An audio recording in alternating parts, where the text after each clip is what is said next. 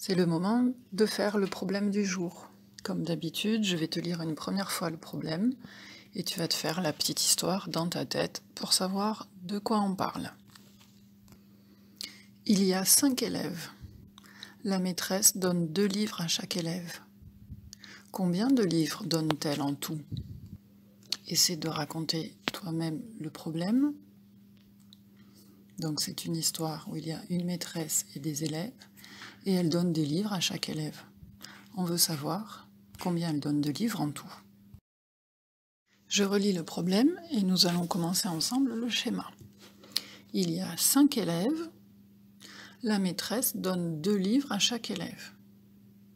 Combien de livres donne-t-elle en tout? La particularité de ce problème, c'est qu'il y a 2 choses à schématiser. Les élèves et les livres. Nous allons représenter les élèves par ce rectangle. Donc voilà un premier élève. Et voilà donc les 5 élèves représentés. On doit maintenant représenter les livres. La maîtresse en donne 2 à chacun. Voilà donc les 2 premiers livres qu'elle donne au premier élève. 2 livres pour le deuxième élève. 2 livres pour le troisième élève. 2 livres pour le quatrième élève.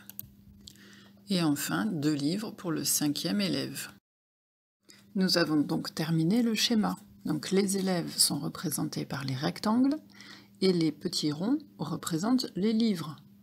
On voit bien qu'il y a 5 élèves, 5 rectangles, et chaque élève a 2 livres, 2 petits ronds. On peut donc maintenant compter sur le schéma combien elle a donné de livres en tout. Et on a déjà la réponse. Mais il faut maintenant écrire le calcul qui correspond à cette question. Le premier élève a eu 2 livres, le deuxième élève a eu 2 livres aussi, le troisième élève a eu 2 livres, le quatrième élève a eu 2 livres et le 5e élève a aussi eu 2 livres. On va ajouter à chaque fois les livres puisqu'on les met tous ensemble. On peut donc écrire 2 plus 2 plus 2 plus 2 plus 2 égale.